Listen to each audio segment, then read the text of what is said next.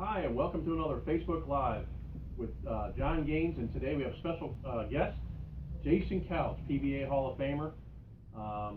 Going to talk a little bit about bowling balls today. Going to talk a little bit about Jason's career today. Going to be a fun day. Talk about some ball layouts, some new stuff. Jason, how long were you on tour? 23 years. 23 years? Yep. Man, we met each other back in '89 or so, right? We're dating ourselves now. A little bit. Met Jay, we believe, at the High Roller through a mutual friend of ours, Dave Watka. Back in our amateur days, bowled quite a bit in the amateurs. Jason joined the PBA tour. Well, joined the PBA in '91. Yep. Again, we Jay and I had pretty good times, pretty good friends. One of the stories I always like to tell is our Super Hoinky story. Yeah. You know, we you know, it's not all work. You know, we try to make it sound like it is all the time, but you know, let's face it. You know, you bowl. The easiest part to me, bowling on tour or bowling, was actually the bowling. It was everything else that went on at that time. You know, you kind of come in, you bowl, you do your work, and then what? So, you know, Jay and I have a little story. You know, bowl the Super Hoinky, and for those of you, you know, the Mega Bucks. You know, there was 5 people in the pair in the first game, and the low 2 scores are out. And normally it would take, I don't know, 180-ish maybe, right? Some years less, depending on how tough the lanes were. Yeah. You know, so sometimes, you know, it really didn't take very much. And both of us shot about 220 that day, and we were both out. Got the exit on the first day. So again, now what? We're joining the PBA, right? So, anyways, we have a nice little fun story about that. You know, we bowl early in the morning and got the rest of the day now, and so we head out to the parking lot. Head out to I had the black Astro van. The Astro van. Remember the Astro van? And we just proceeded to kind of sit out and hang out in the parking lot all day, and basically anybody that walked by would listen, tell our story, and big sob story for the boys. right. So again, you know, that's kind of how, you know, Jay and I got to be, you know, be pretty good friends. So you joined the PBA in '91, right? 16 titles later, 16 PBA national titles later, PBA Hall of Fame, 4 majors, the 3-peat for the TSC. What would you consider to be kind of your greatest accomplishment on tour? Well, it's hard to look past the 3 TSCs, but what stands out in my memory is obviously you set goals for yourself, and you know, my first goal for myself was you never want to set the bar too high. And I wanted to make a finals on the PBA Tour, top 24. Yep. So yep. You know, you set some goals there that you feel are high, but you should get to, and then you just keep moving up. And next, I wanted to make a TV show, which very fortunate in my career. How was that feeling, making your first TV show? Through the roof. It happened kind of quick. It happened in my 4th tournament out there, which is really, really difficult to do. But you know, you set goals. I would have to say my most memorable event will always be is winning your first title. Absolutely. You don't know. You just don't know if you're going to ever win out on the tour. It's the toughest, most demanding place to win. Mentally, physically, it's just really brutal. And that first win will always stick out in my mind. And I'm sure it sticks out pretty good because, you know, I beat a Hall of Famer in Brian Voss for my first title. That's not a bad player. You earned that one, I would say. Yeah, and you know, when you're bowling someone like that, you know you have to bring it or you're not going to beat it. Absolutely. So you bowl all those years on tour, and you know, due to injuries, I know you had some knee injuries. And let's face it, you know, the wear and tear and the grind out on tour. You know, a lot of people don't consider our game a sport. You'll say firsthand. I mean, you've experienced firsthand, especially bowling on tour. How many games a week would you say you were bowling, especially in the older format? You know, you're bowling 42 games of competition. You have 18 games of qualifying, and then you have 24 games of match play, and that's done in 3 days. Right. And then you have a practice session, and then, you know, even during the course of the week, you're still, you know, you have maybe a day off, maybe a second day, but in general, you're still trying to keep the ball in your hand at all times. Oh, absolutely. You got to practice as well. Don't forget the practice, the pro-am. You know, there's many games that go into it. Right. So, you know, through all those years of bowling, you know, and on tour, how many games a week were you saying you were bowling at any one time? Oh gosh, anywhere between 80 and 100 games every week. So 80 and 100 games, and you know, you have some knee issues, which is not uncommon. You know, the hip in the back on tour, on the PBA tour and PWBA tour is probably the 2 or 3 major injuries that you see. You know, everybody talks about wrist and elbow injuries. I'll tell you that, there's no doubt those ache and they come and go. I've seen more knee injuries and hip and back injuries than most people know out there. So because of that, your bowling career kind of slowed down quite a bit, and family also, being on the road that many days a year. Then you started repping on tour as a PBA tour rep. How did that kind of go? Because here you are as a player, and and you have the tour rep on this side, and now you kind of switch sides. How did that kind of work out for you? Did it give you a different perspective on how things work, or? It gives you a whole different perspective on what those guys have to deal with on a day-to-day basis. Mm-hmm. It's not only about ball motion, it's understanding your players, it's understanding how to talk to that person. I could go talk to Tommy Jones, and I could go, hey, you're throwing it awful. Stop throwing it like that. Let's kind of tighten the ship up here and get it right. And TJ he would get it. Yeah, he would get it. But if I went and said the same thing to a Chris Barnes at the time, he would just rip my head off and kick me to the curb. So you had to learn to talk to guys a different way. You understand ball motion slightly different. And that was going to be one of my questions also is, how much better did you get at ball motion as a tour rep compared to when you were bowling on tour? Oh, fivefold easily, because you actually see the first 10 to 15 feet of the lane where the bowler does not when you're standing behind them. So it's a whole different avenue that opens up for you as a bowler, as long as you're willing to learn. Yeah. And by all means, it wasn't easy. The first night I was a ball rep, I'm sitting at the South Point in Las Vegas after working 18 straight hours. And I looked at Del Ballard, that was my tour rep and one of my favorites, and I said, sorry, man. For whatever I said to you, sorry. And I called every ball rep that night that was my ball rep, said, love you guys. It's a difficult job. As a player, you don't realize how you do realize that that's now an archive on video history. Yeah, delete that off of Facebook. Sorry, man. I like Del Ballard. Sorry. I apologize to Baldo for all those years. So, looking at, part of this coaching corner that we've done is talking about bowling balls and talking about RGs and differentials and surfaces and so on. And yet, with all that, you get questions about somebody going to a regional or bowling on a certain pattern. And what's the first thing they ask you? They ask you, well, how should I lay this out? Correct. And it gets to be, let me kind of rephrase it. How many different layouts on tour do most of the guys use? 2. Pin up, pin down. Pretty much, right? And, that's it. I mean, there's going to be those rare occasions where you're bowling the U.S. Open pattern, very flat, you might migrate towards your axis with the pin. Right. But, there's going to be circumstances, but however, 90% of the time, pin up or pin down. You have those outlier tournaments, I use nationals, the Open Championships, because that is going to be something different. It is an outlier tournament. The conditions are not something that you're ever going to see on an everyday, week, monthly basis. It is completely different than you'll see any time of year. So the Masters or the Tournament Champions maybe, or especially the U.S. Open, you are going to see something different. Right. For the rest of the weeks on tour, or even regionals, bowling regionals, it's pretty much 2 layouts. So there you have, that's coming right from PBA Hall of Famer Jason Couch, and not just as a bowler, but also a tour rep. Even the guys on tour, they pretty much use 2 layouts. Stop being so concerned all the time with how should I lay this out. Pick the correct ball for you. Find the right core number, find the right RG numbers that really work for you, and then really stick with 2, maybe a 3rd layout. Stop trying to outguess what the bowling ball really should do, because I know you get those emails and phone calls on a regular basis, like, hey man, this ball looks really good, how should I lay it out? Honestly, if you should ask how to lay it out, it's probably not the right ball for you. Right. I would go with that, and also talk to your pro shop operator.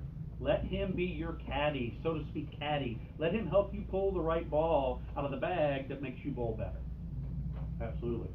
So, now that you've bowled on tour and now as a tour rep, so that morphed into, now you're the DSM, District Sales Manager for Ebonite International.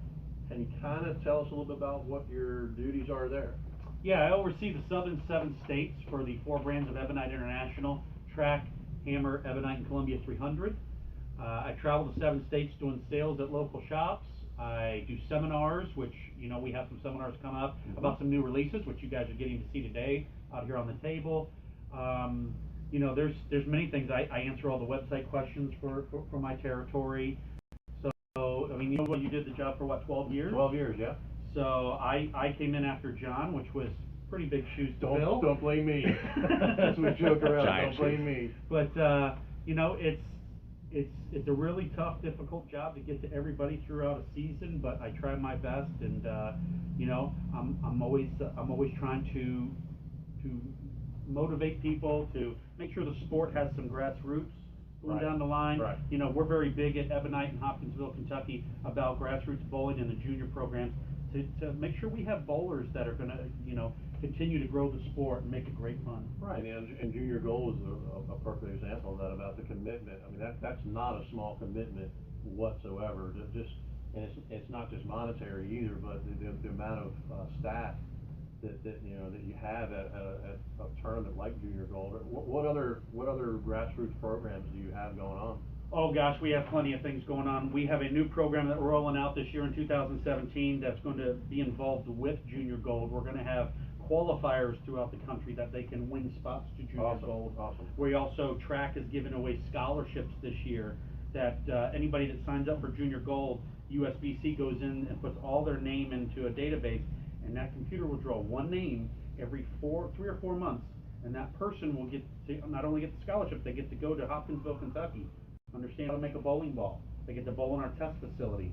They get to view the entire plant. That's a great experience. They get to work with Rob Gottschall, now our tour rep. So it's a great experience. We're doing many things with that.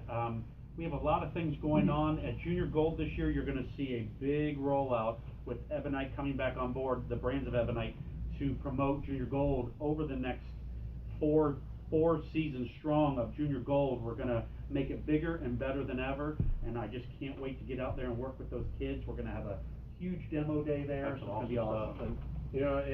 And obviously I was involved with the company and involved in the industry. I mean, you've been with Ebonite as a whole now for 24 years. 24 years that you've been with one company, and not many players can say that. We see all these staffers and they jump around all the time. And you've been with the Ebonite brand in one way, shape, form, or another for 24 plus years. And one of the things that we see quite a bit of, all the manufacturers are just in it for the dollar. They're just trying to make money. And you know what? Yeah, you're right. They are in business.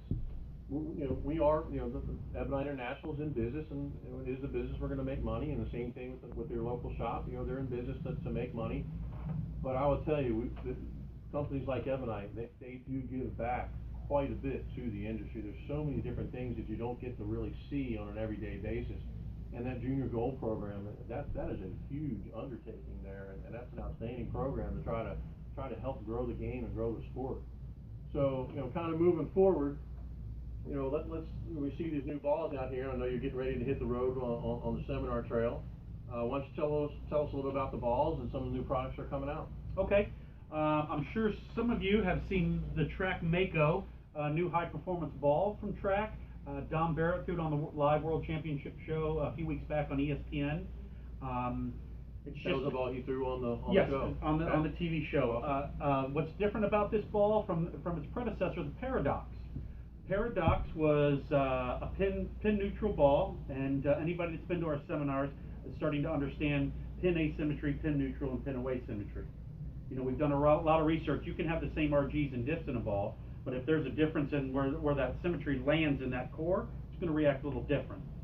So what we've done with this ball, we actually put a stronger cover on the Mako, but we put a pin away core in the ball, which actually makes it cleaner and actually more angular down lane than the Paradox. Okay, so you have a really strong cover, which normally would make the ball roll quite a bit earlier and kind of smooth it out in the back end. Right. But because of this pin symmetry, you were able to now use a stronger cover, but still get it down the lane and have better recovery down the lane. Correct, and we all know that if you take that strong ball and you go to league and you start out the first game and a half, especially the right-handers, they see a lot of transition. Once you move in, if you're throwing too strong of a cover and core combination, that ball wants to stand up and it wants to flat 10.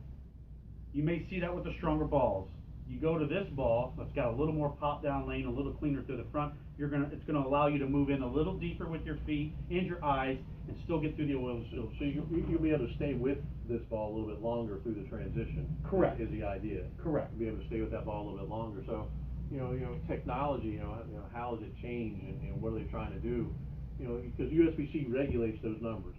We have a high RG and a low RG, and the same thing with differential. 060 is as high a differential as you can go to. So the manufacturers are constantly trying to tweak those cores and trying to figure out what shapes they can use to create some of those different ball motions. But overall, what would you say the most important part of the ball is? Being the cover or the core? You know, boy, it's the core is the engine of that ball, Right. you know, and it really makes that ball go. But if you can alter the surface of the ball, so in my opinion, the surface is going to be, you can dictate more with the surface of the ball. So back out on tour, kind of using that, and I've talked about in some of my live casts. Every morning, how long of a line is there at the ball spinner? Longer than the coffee shop. I mean, it's, you know, guys want to have the right surfaces on their bowling ball. You know, we can take that ball, we can make it do many different things with surface. Sure. So different surfaces. So again, even the greatest balls in the world out on the PBA tour, they're going to use 2, maybe 3 layouts, but yet how many different surface combinations may they go through in even a certain week?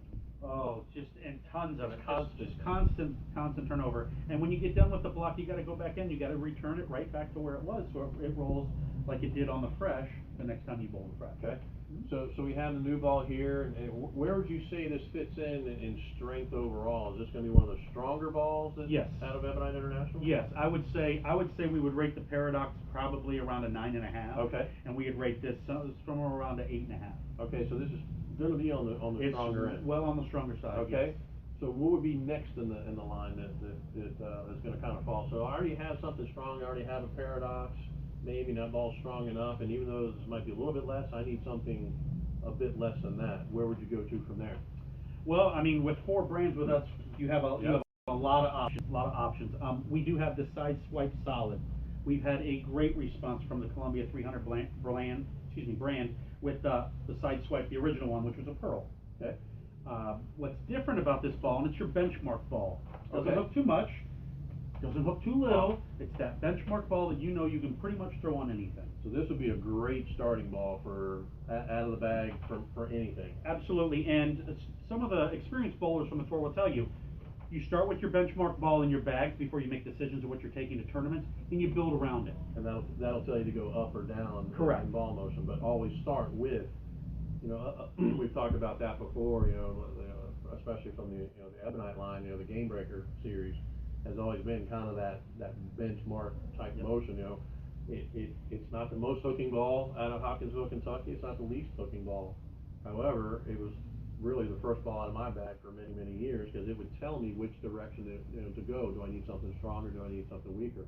So that's kind of where the side swipe is going to fit into. It is, and what makes this ball phenomenal is the fact that the cover and the core is such a great combination together. You threw the original side swipe. You notice that once the lanes get what we call wet dry, the oil's very heavy and the dry is very dry, a lot of players tend to really struggle with that ball, with that performance. So what we do is we make something like this that is maybe not a higher RG, so it's, it doesn't have that huge flare potential. It's symmetrical, smoother. What it does is it blends out that wet dry. It really makes it easier to adjust when the conditions get more demanding on league night. Okay, awesome. So I see, next in line there, we talk about the Game Breaker series. Again, it's not going anywhere anytime soon. I mean, there's a reason balls stay in the line for a long time, and there's no doubt that there's a lot of balls that come out on the market, but there's a reason that some balls do stay in the line for longer than others.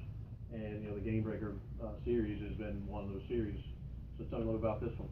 Well, we came out originally with the Game Breaker 2 Phenom. The good old V2 core, enhanced core, and we stuck it on a stronger covered ball on that original Phenom, and now we've come out with our Pearl Phenom. Okay. And what this is it's the strongest Pearl ball in the GV2 line to date. Okay. So you're going to see this same ball motion out of the original solid, but you're going to see it much cleaner through the lane. Still nice roll mid lane, but a lot more pop down lane as well because of the stored energy through the front of the lane. Okay. And then the Hammer brand. This is the one that I'm most excited about at this point, is because we all know how well the Black Widows did. Sold tons of them. So we felt like there was time to give an addition to that kind of that Black Widow area, that Black Widow price point. So we actually came out with a new cover stock, a new core. This is actually a symmetrical core. Okay. So it's going to be cleaner than the Black Widows are, and it's going to be more responsive down lane. More responsive. So more responsive meaning that it's going to be a little more angular down lane than you would see out of your Black Widow line. And is that from the cover being stronger? Is that from a little bit less from a symmetrical core? It's going to be a combination. Combination? Of both. Combination of both. There's, by all means, the Black Widows still have those spots in your bag, but this is just very, very similar ball motion. Just going to be a little cleaner for you, a little sharper on the back. And that's one of the things that we've talked about on the coaching corner here, is, you know, when you drill a new ball, you know, Jay and I, you know, I'm in the pro shop business, and, you know, Jay works for a manufacturer. We love for you to drill a ball, you know, every week, right? That'd be great. But you know, let's face it, you know, you just don't necessarily need that. However, there are times where you do need to fill in a gap. And you know, in my tournament experience and in bowling on tour, you know, the balls are in a sequence, basically. So you're always trying to have those in a nice sequence. You don't want to have a real big gap. So if you have one here and one here and one here, you're in pretty good shape. But if you have one here, and then one over here, you kind of need to fill in that gap is what you're looking to do. Right. Right? So, you know, that's how some of these balls, you know, would fit in. How would you feel this? I mean, I'm looking at them now, and it would look like a pretty nice little arsenal, honestly. And I actually didn't set it up this morning this way, but it's exactly how it is. It would be a progression going down from ball to ball to ball on transition. So that in this order is kind of what you're looking at. Yeah, absolutely. Okay, so something else today, you know, for question-wise, and we're actually going to give away a Hammer Scandal Pearl today for the best question that comes across the Facebook Live. Is that coming out of my budget? Of course. Of course. Spending money, didn't even know it. Oh, by the way, I can get a Hammer Scandal Pearl, right? No, we're going to give away a Scandal Pearl. Anthony, do we have any questions so far? We got quite a few questions, Quite a few actually. already? Yeah, All right, quite a let's few. start with some of the questions. Jason, this is from Andrew. What is your go-to ball when nothing else seems to be working? My go-to ball when nothing else seems to be working, I'm going to go exactly right back to basics, Andrew. I'm going to go with a benchmark ball. Depending on surface, if the lanes are a little beat up and I need something cleaner, it's going to be the Phenom Pearl. If it's something that's, you know, a Brunswick Pro Am lane that's a hard surface and I know I can get it through the front easy, it's going to be more of a solid cover, but it's going to be predictable cores and covers that I know what they're going to do. So when you're saying predictable cores and you're trying to get back, basically, you know, the biggest thing, you know, when you're bowling, it doesn't matter if you're bowling league or if you're bowling a tournament, you got to control the pocket first. Correct. You have to control the pocket before you can strike. And then once you control the pocket, then you can kind of maybe fine tune to get the corners out. Right. So if you're completely off, like, you know what, man, something's just not working, you'll go back to something a little more tame. In other words, you don't want that ball that hockey sticks. You're not looking for that ball to go this way and then go dead right. You're looking for something more controllable. Control the pocket, find the pocket again, and then try to figure out how to strike again. Absolutely. What we used to refer to it going back in the day was back to basics. Yep. Let's just start back over. Let's get where we can understand ball motion and see ball motion, then you can fine tune it. Right. Okay, another question. Not a question, just a little comment from Mr. Dave. He said, just make sure you get healthy before doubles in April. So don't work too hard. Our brother? I guess I got to take the next 3 months off. Is that what he's saying? Yeah, I guess. Scott wants to know how much has the bowling ball technology changed or improved in the last 10 years? So going from, if we go back to Toledo and maybe bowling a couple bowlers journals and throwing a black night. Remember that night, right? Good old Southwick Lane. There you go. So how much has it changed from maybe the plastic balls to the urethane to reactive? And I'm going to tell you, there's been 2 or 3 generations at least of reactives. You're absolutely correct on that. But to try and take it from the plastic era to what we're doing now it's almost a completely separate game. Every sport's just about seen this transition. Golf has gone through it. Tennis has gone through it with the better rackets, the better courts. Everybody sees a transition. What we're seeing now is every time we come out with a new bowling ball that I think is going to be, that's it. That's the ceiling of the bowling ball technology. Randy Teitloff, our R&D and smartest guy on the planet, in my opinion, he comes out with something new. As soon as I thought carbon fiber from Hammer was going to be the best thing since sliced bread, here he comes out with Hypershock technology in the Columbia brand, and it's doing something different. It's advancing the game further. I don't think we're at the ceiling yet. I don't think we're anywhere close. But to answer that question, we have seen a tremendous difference in the game, and no telling where it's going to go from here. Question for one of your sales days: when are you coming back to Canada to visit shops? in the middle of January. In the middle of January, no. It's going to be 75 here, guys. Sorry. Yeah. Sorry. It was a little chilly this morning. It was only about 58, 59 degrees this morning. So, and Anthony's standing I'm there, wearing a jacket. He's got a jacket on. So sorry, guys. So going to Canada? There'll be no going to Canada anytime soon for me that I'm aware of. However, we do have someone in Mike place. Judy, if you're watching. We do have someone in place now. Brian Birch, that works for KR Strike Force, will be helping us out up in the Canada region, and Brian will make some shops from time to time. But if there's anything I can help out with, if it's summertime, I'm more than happy to help out. What's your favorite hammer ball of all time? Wow.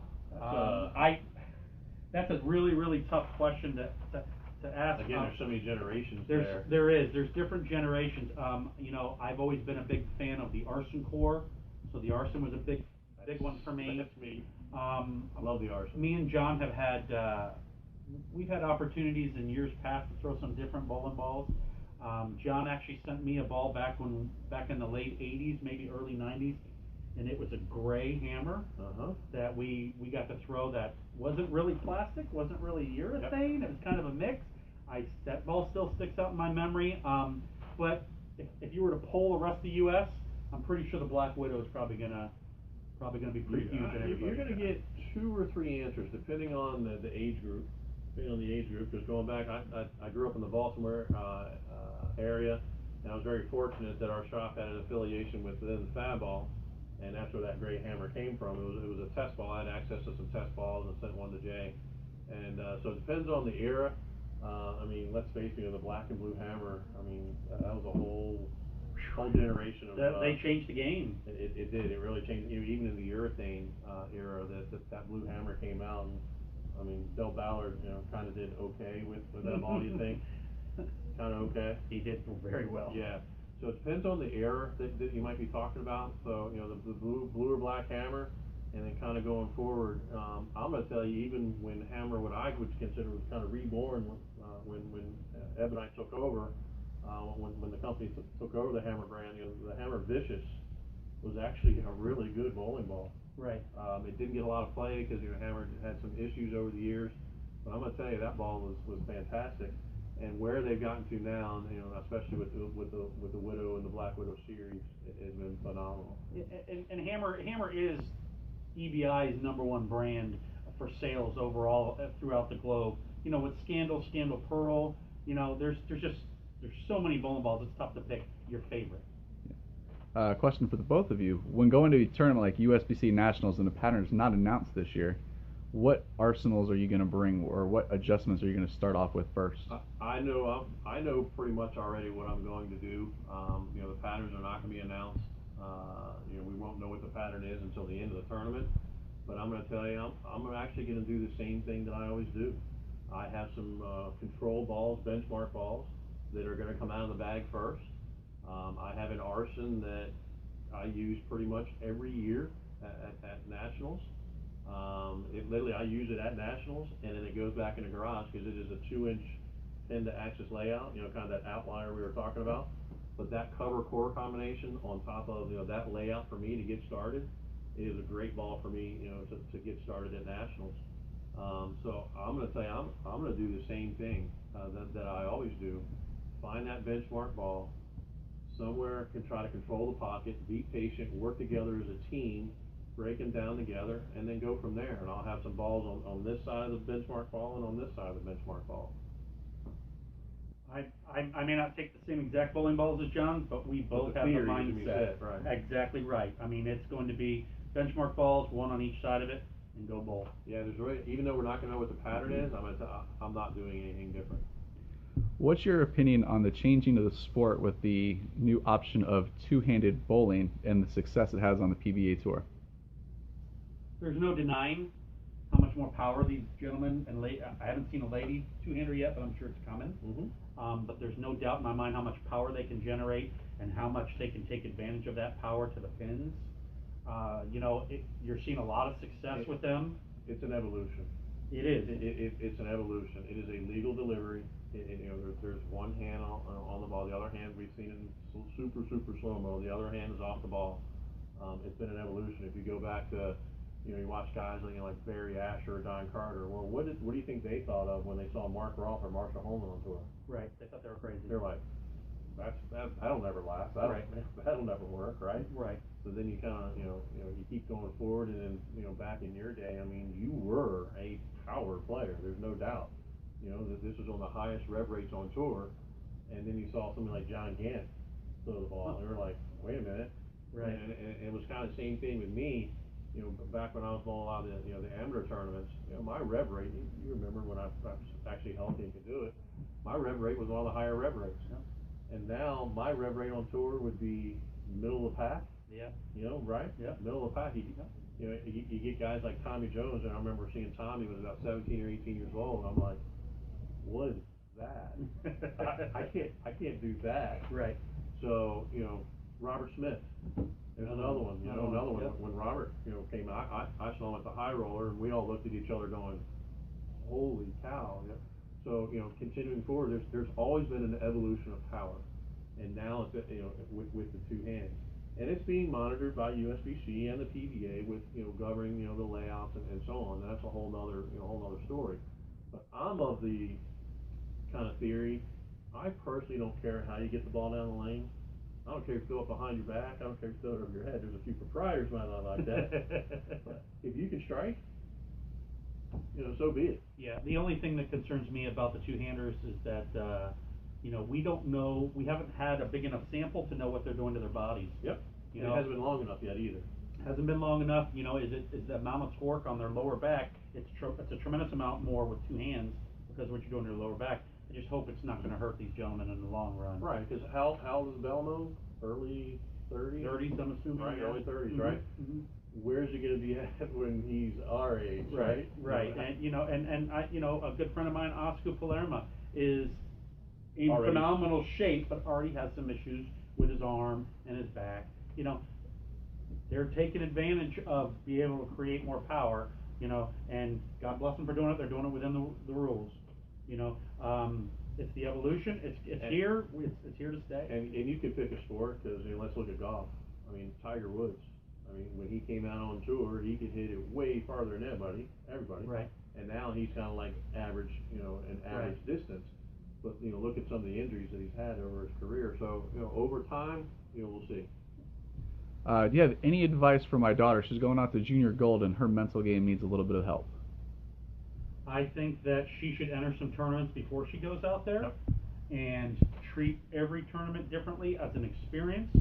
Write it down in a journal. What were your good times? What were your bad times? And work on your bad times. And I think you'll be ready to go to junior gold and go out there with the mental knowledge, knowing it's not going to be a strike fest. The lanes are very difficult. There's a short, medium, and long pattern. Be patient. Make your spares. You fill frames at junior gold, you're going to do well. Yeah, it's easier said than done. Patience, number one. Patience, especially at junior gold. The scores are not going to be high. Nope. That tournament's been going on for several years now. The scores are going to be low. They're hard. They're plain and simple. They're hard. And that's just the physical aspect of it. The mental side of it. You need to learn something. A perfect example, what Jay was talking about. Bowl as many tournaments as you can leading up to junior gold. I can physically be ready in a few weeks for a tournament, but mentally, you have to get in that heat of the battle, that heat of the moment, to be truly ready for that elite level of competition. The other part of that is you got to learn from every single tournament you bowl. Win, lose, or draw, you always have to learn. So you won 16 times on the PBA tour. How many tournaments did you actually bowl on the PBA tour? Oh gosh. That was a lot. Probably 300. Three or 400, yeah, right? Yes. You won 16 times out of 300 or 400. So technically, you lost a lot more than I won. Exactly. So, but how many times did you always learn from those experiences? It didn't matter. Every single week, you took something from that tournament to try not to make that same mistake twice. Correct. So, Jay had it. I think hit the nail on the head. Bowl as many tournaments as you can and learn from each one of those. What do you think the best ball is on the market right now in high volume? The paradox is going to be for a high volume lane pattern. High volume oil. Yeah, I mean, Paradox comes immediately to mind. The Scandal comes immediately to mind. There's You know, there's a lot of good bowling balls on the market, you know, but you want that strong cover, that strong core combination, especially on high volume to get that ball started mid lane. Yeah, for me, from the Ebonite lines, Ebonite International lines, the Track Paradox that's a really good ball for high volume. Mhm. John, are you participating in any of the PBA 50 events this year? Possibly. I didn't write that. I didn't put that in there. That might be the winner, by the way, the free ball for the question, right? There's a good possibility. You know, it's something I've looked at, for a few years now, leading up to. I mean, fortunately, I made it to 50. I know a lot of people probably thought I wasn't going to make it to 50, but it's something that I have been looking at for a number of years now. We'll see. Again, same thing as Jay. I've had some serious injuries over the years. But I am going to attempt, yes. What is your favorite older ball that you still carry in your arsenal? My favorite older ball. Define older. I still have a black turbo in my bag. You get those older balls and you keep them around. I can guarantee we'll both say yes to this one. We both still have some original game breakers. Allegedly. So, maybe even one or two undrilled. Yeah, allegedly.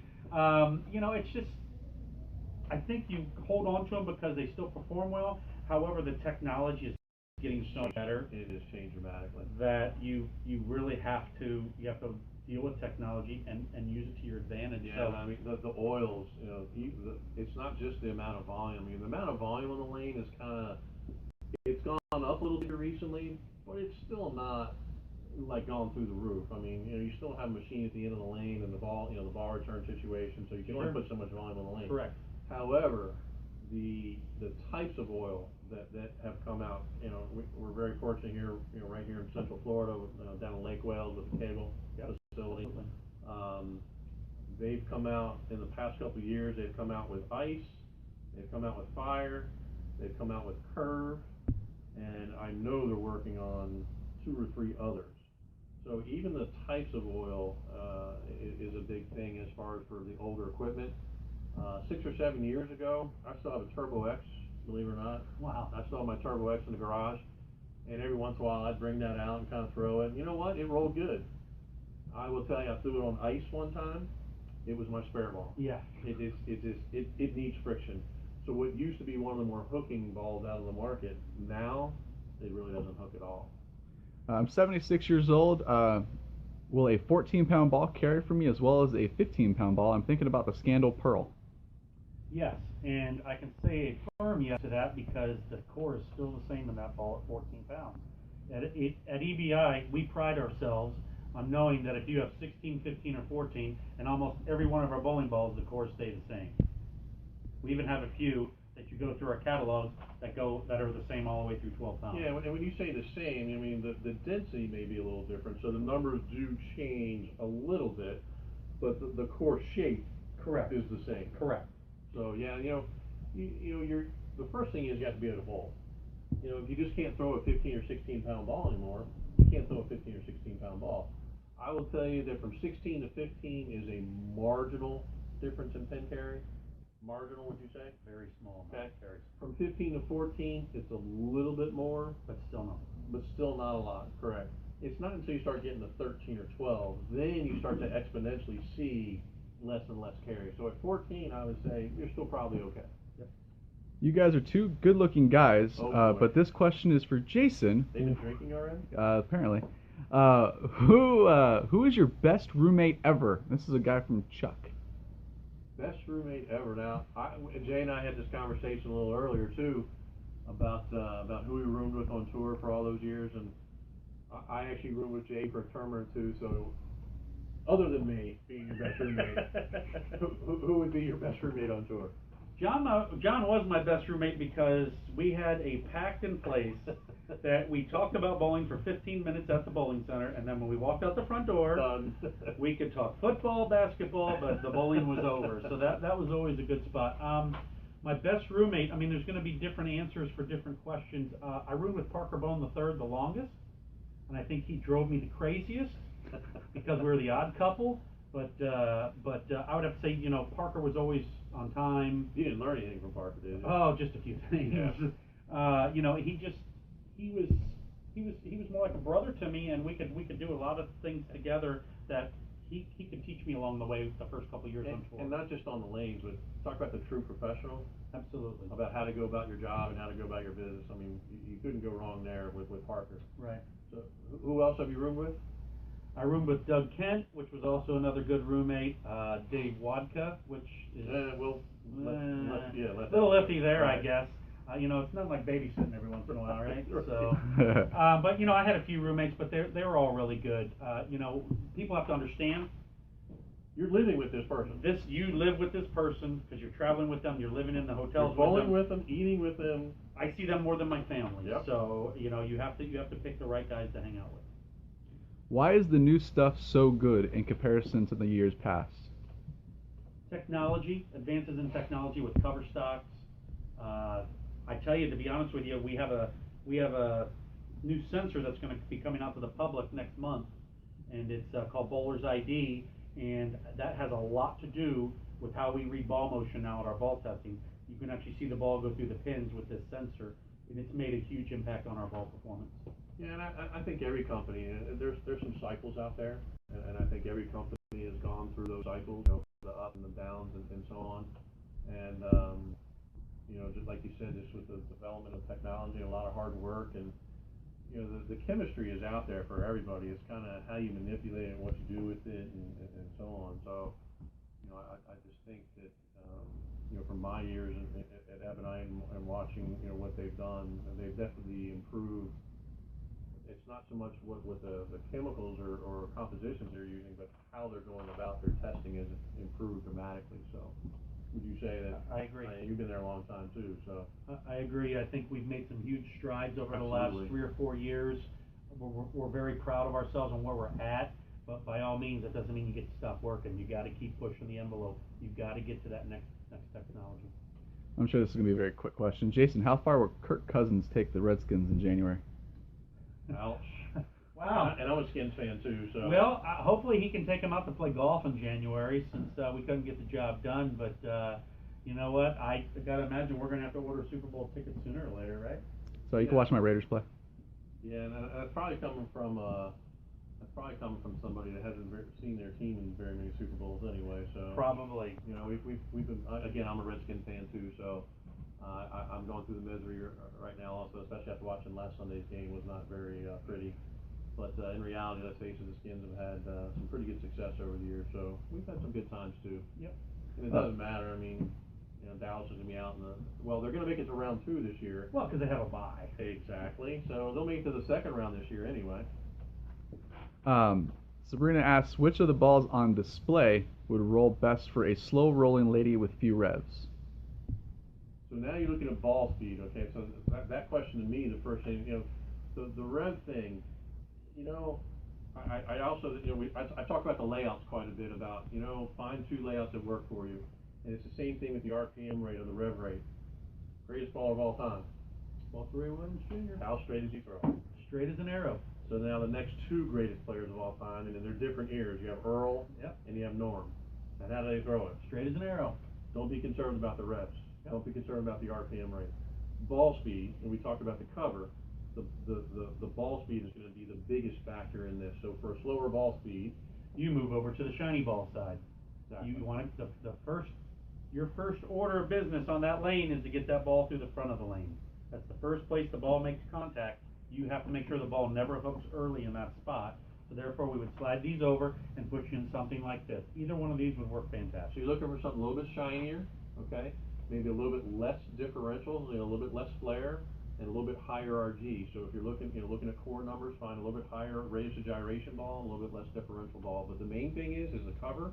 If you're slower ball speed, you're going to want to stick with a little bit something shinier. This guy says he has the best question of the day. His name's Steven.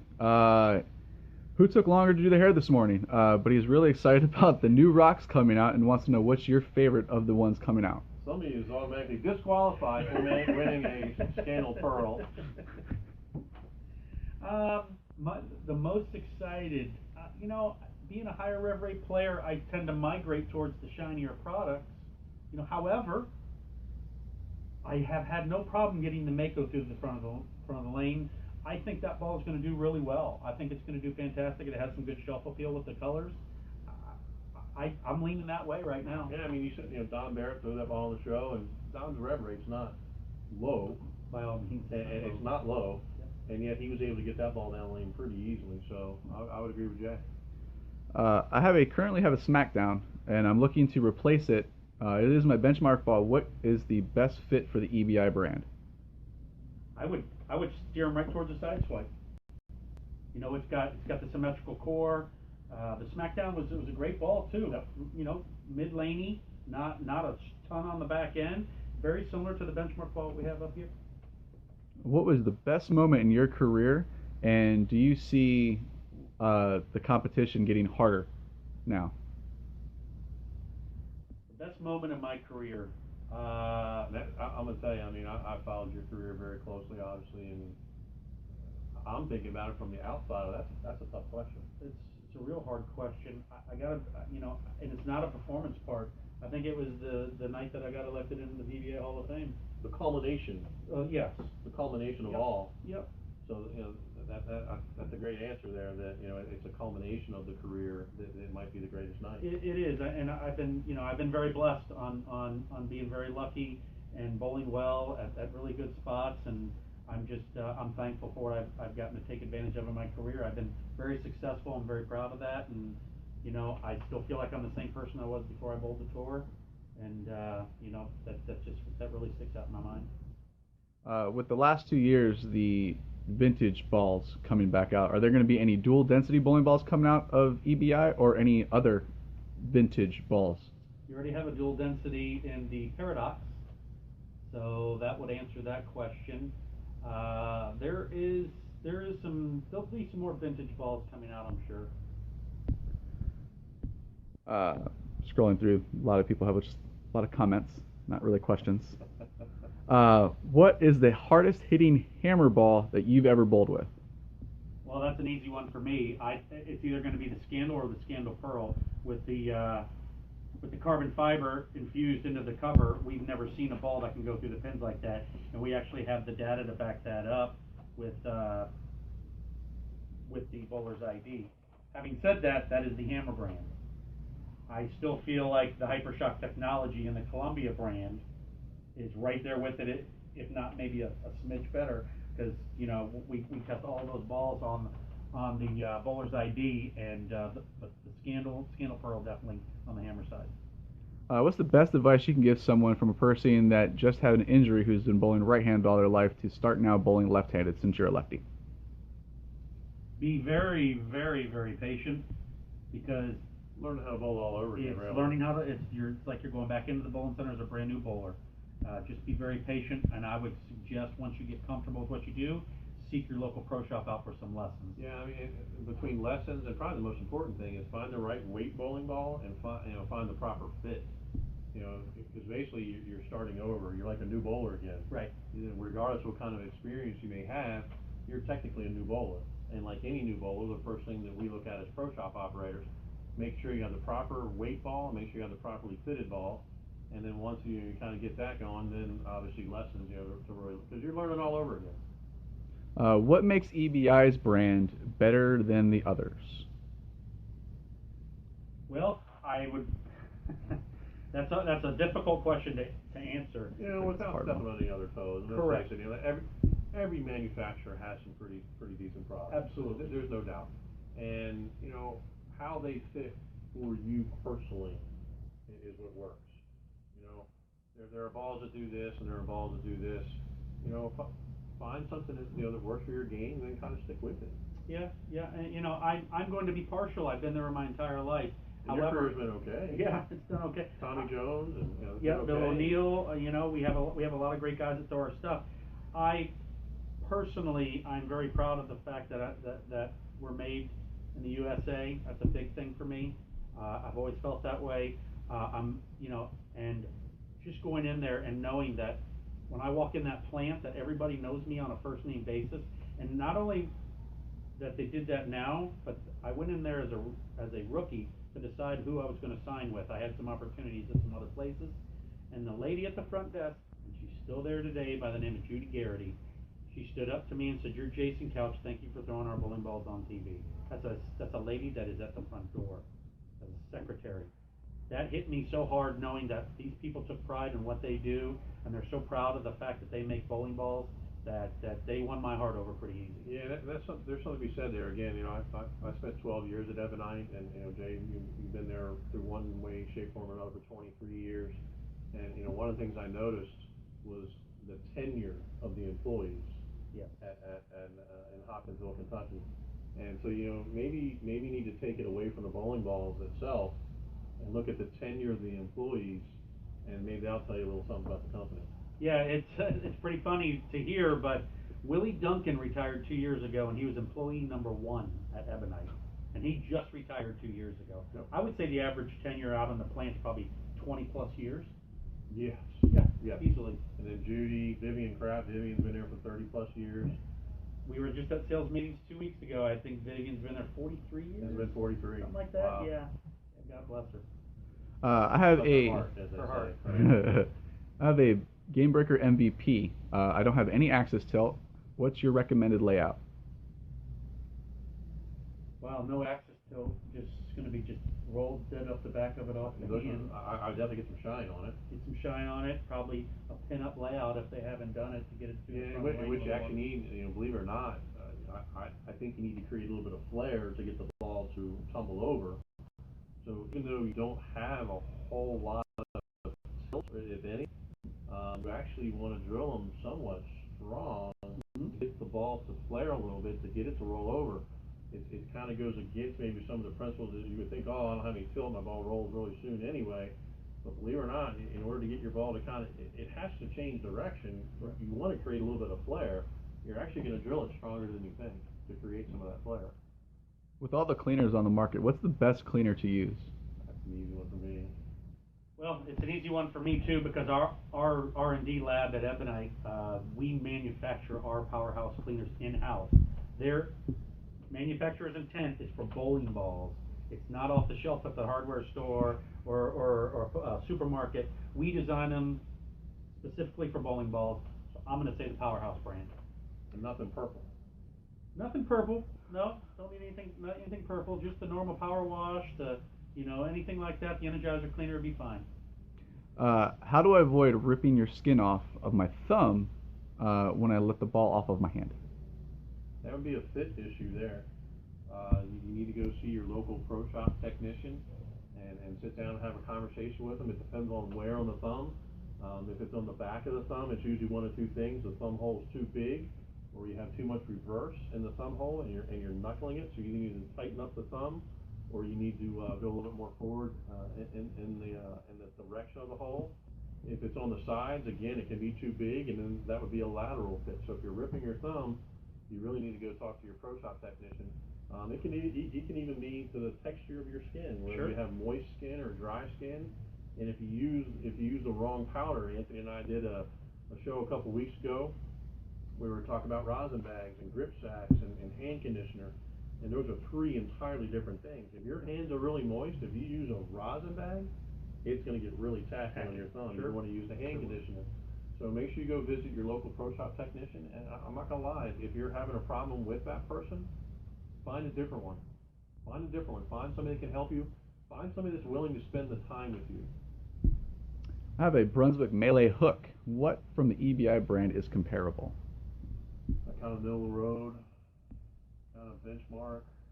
I mean, honestly, you really look at the side swipe. Side swipe, the GB2. Track has the Legion Solid. Like that one's a really good ball. Yeah. Every brand has their benchmark ball, and that's Brunswick. So anywhere in the middle of the road is a fantastic place to start. Those are some great choices there. Is there a difference from the oil qualifying rounds on the tour versus the TV tapings? It seems like players are struggling on TV and not during qualifying. Well, there's 2 answers to that question. One, the oiling procedure is no different. The lights from the TV cameras always make the temperature go up. It's the same oil, right? However, now you have TV lights, so it does make it different. Correct. In the sense of it's a lot warmer. And then the second part is TV is a totally different beast compared to just bowling with 120 guys out in the qualifying crossing round. lanes and It's a big difference. You have to approach those as two separate tournaments, and that was a piece of advice from Parker when I roomed with him. Is there was always guys that were phenomenal at qualifying but couldn't get it done when they got to the step ladder. You have to learn to treat them like two different tournaments. you're bowling a match now. You're not bowling a tournament anymore. You're bowling a match, and it's match play. We've won with 250, we've lost with 250 and won with 150. Right. You're bowling a match. You only need to beat your opponent. Where if they shoot 177, you only need to shoot 178. So how you go about it is completely different. It's a whole different strategy. And even before the lights come on and the show, either being live or taped, the practice session prior to, they may play them a little bit different than they had all week, because now it's all about strategy. So depending on who's on the show, also, if you're correct, if you were the only lefty on the show, as opposed to if Parker was on the show with you, or Jeff Staybrook was on the show with you, pick a lefty. right. Your strategy was going to be different. Right. If I'm the only lefty on the TV show, I'm going to throw as little You have to bowl very much. shots. No, a few shots on each lane to make sure I'm lined up, because I don't want to mess it up. If I'm bowling with the other left-handers, my strategy is going to be different. I'm going to watch them bowl, and I'm going to play a little to the inside of them, so they're going to push the oil and the friction towards me, right, so I can be ahead of the curve. So even though they're done the same, and they are, I assure you, they're done exactly the same. It's just a whole different environment when the lights come on, the oil warms up, and the strategy of practice prior to, and you're bowling a match. It's a whole different. It's not even the same. I have a Scandal Pearl. How does it compare to the old 3D hammer? I have not drilled it yet. Much stronger. Much stronger. Couple different generations there. The Scandal Pearl is going to be much stronger than the 3D. What would you say the best single tip you received in a bowling ball setup, surface, prep, layout? What would you consider to be like a big game changer? The one thing I try and explain to people, that when we come out with a new bowling ball, and if it's the Phobia and it's 500, 1000 Avalon, and then it's polished, factory finished polish, that is what we do to make that ball look good and have great shelf appeal. That's not its intention for every single person. If someone's a little more speed dominant, we may have to alter the surface of the ball. My recommendation is talk to your pro shop operator. Let that pro shop operator watch you throw a ball or a few balls down the lane, so they can do the recommended adjusting on that cover stock for you. What do you think of the new cores for Storm, and what do you think the difference between that and the new hammers are? I have not seen the new cores for Storm yet.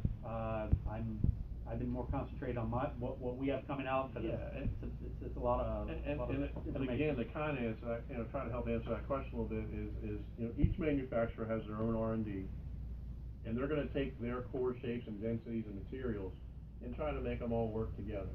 Because the Brunswick covers and the hammer covers and the Storm covers, they are different in how they roll down the lane. So now what they're going to do is try to take some cores and match it up to those covers. Perfect example, talking to Brian Purcell, who worked for Ebonite for a number of years, and the original V2, the V2 core, they tried that in multiple different covers, and that core didn't roll great in every single cover that they tried it in. And it wasn't until they came up with the Trimax that all of a sudden it was like, whoa, we got something here. So each manufacturer is going to have its own core and cover combinations, and they're all going to work pretty well. Who do you think the next up-and-coming superstar is? Ooh, there's so many of them that have a chance. I'm going to be, I'm only going to go off of facts, but I may say Jacob's last name wrong. Butcher? Yeah. Jacob Butcher from Arizona.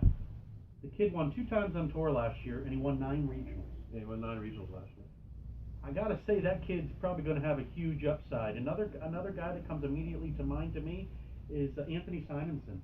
Kid's 20 years old, and he's already won the Masters. He's already won an event. And the kid's got a huge upside. Yeah, I had this conversation with Del Ballard a few months ago about physically how much better the kids throw it than when we were coming up at that same age. They still have a lot to learn, about the game. And one of the best pieces of advice I ever got was, you know how to throw a bowling ball, but you have to learn how to bowl. Correct. Some of these kids, they've had some early success, but let's look at it, in the long term of things, the long scheme of things. They've had some great success. Is it a Hall of Fame career yet? No, it's not. That a Hall of Fame is a combination of, a culmination of everything put together. So, we'll see where it goes. So we only have time for a couple more questions. We're already in an hour, believe it or not. Wow. Exact goes fast, doesn't it? Sure does. So a couple more questions, Anthony? What was the last one I just said? What do you think of the new back end motions that Ebonite has been having in comparison to the last few years? Much stronger. For sure. We've gotten really good at our ball motion over the last, I would say, 3.5 years ago is when we really started to see the turnaround.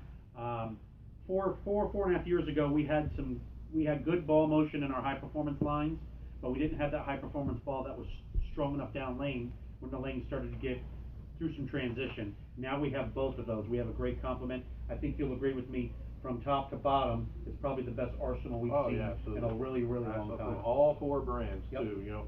The Hammer brand had a nice little run, and the Ebonite stuff had a nice little run, but as a whole now, all four brands, I really feel also they're in a very strong position. There's no doubt. So Anthony, we got one more question, and as always, I go back, and for those who've seen in the past, I answer all the questions. I get questions for 3 or 4, 5 days after we do a Facebook Live. I get some emails. If there's a particular question that you do have for Jay, because again we're running out of time now, I'll be sure I get that to Jay, and I'll answer it on the BowlersMart Coaching Corner. All right. So the last question before Jason picks the best question he had of the day would be, how does the Hammer Phobia compare to the Scandal Pearl and the Phenom Pearl? The Hammer Phobia is not going to be as strong as the Scandal Pearl. It's similar. It's not going to be as early mid laney. It's going to have. It's going to be cleaner through the mids, and it's going to be stronger down. About the same. I'd say the same down lane as the Scandal Pearl, but overall ball motion, the Scandal Pearl is going to be stronger than the Phobia.